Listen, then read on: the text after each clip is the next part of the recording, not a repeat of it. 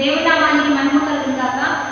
ప్రియమైన బిడ్డ, ఉదయకాలంలో ఎంతో చక్కగా ఆత్మీయంగా, దైవికంగా, దీవెనకరంగా, ఆత్మీయంగా వాగ్దానం చూస్తూ దేవుని నామాన్ని మహిమపరుస్తున్న ప్రియానికి దేవుని బిడ్డలకు ప్రత్యేకమైన వందనాలు. దేవుని బిడ్డలు మీ అందరూ బాగున్నారా? ఈ రోజు దేవుడు మనతో ఏం మాట్లాడుతున్నాడు చూద్దామా? పరిశుద్ధ లేఖన గ్రంథంలో నుంచి కీర్తనలు 84వ దావీదు కీర్తన 4వ వచనం చదువుకుందాం. నీ మందిరం అందులో నివసించువారు ధన్యులు, వారు నిత్యము నిన్ను స్తుతించుదురు. నీ వలన బలం పొందిన మనుషులు ధన్యులు, యాత్ర చేయు మార్గంలో వారికి అతి ప్రియులు. ఈరోజు దేవుడు విన్నారా? దేవాది దేవుడు మనతో మాట్లాడుతున్నాడు. నీ మందిరం అందులో నివసించువారు ఎంతో ధన్యులని దేవుడు తెలియజేస్తున్నాడు. వారు నిత్యము నిన్ను స్తుతించెదరు. నీ వలన బలం పొందిన జనులు ధన్యులంట, వారు యాత్ర చేయు మార్గంలో ఎంతో ప్రియులంట. ఈరోజు దేవుడు విన్నారా? దేవుని మందిరం ఆదివారము, పరిశుద్ధ దినము, దేవుని నామాన్ని మహిమపరిచే దినము కనుక ఎంతమంది మందిరంలోకి వెళ్తున్నారు? దేవుని విన్నారా? ఎంతమంది దేవుని స్తుతిస్తున్నారు? మంచి అలవాటు చేసుకోండి. తప్పనిసరిగా మందిరంలోకి వెళ్ళడం, దేవుని స్తుతించడం మాత్రం మీదే చెప్తుంది. దేవుని మందిరంలోనికి నివసించు వారు ధన్యులంట, వారు ఈ భూమి మీద బ్లెస్డ్ పీపుల్స్ అని, ఆశీర్వాదాన్ని కలుగులు, దీవెన కలుగులని వాక్యం సెలవిస్తుంది.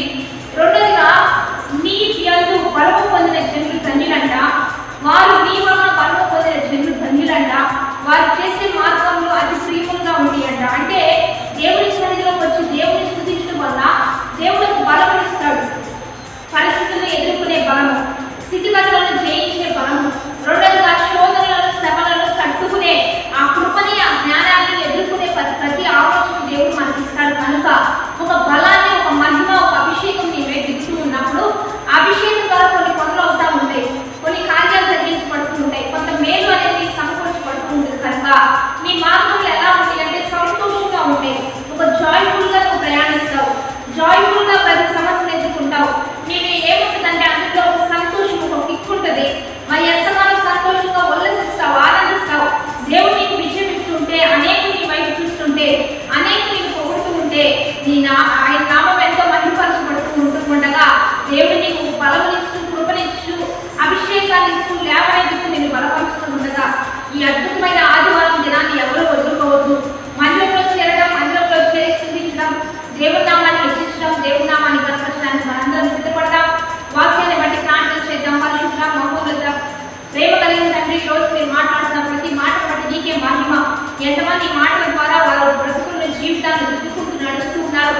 వారు ధన్యులుగా మార్చాయా, వారి మార్గాలు ప్రియులుగా మార్చు. నీ వల్ల వారు బలము పొందుకోవాలి, శక్తిని పొందుకోవాలి, అభిషేకాన్ని పొందుకోవాలి. కొన్ని గొప్ప కార్యాలు వారు చూసినట్లుగా సహాయం చేయమని గాడ్ హెస్ మేనిఫెస్టెడ్ వారికి దీవెన శుభములు ప్రార్థిస్తుంది. నీ ఘనమైన నామాన్ని మనం తెచ్చుకోమని యేసుక్రీస్తు నామం పేరిట అడిగి వేడుకొని ప్రార్థిస్తున్నాము తండ్రి. ఆమేన్. మంచి లైక్, షేర్, కామెంట్ చేస్తూ దైవికంగా సిద్ధపడదాం. ఈ వాగ్దానం అనేకులకు దీవెనకరంగా ఉంచుతాం. ఈ రోజు 28వ ఉపవాసాలుగా మీరు కలుసుకొని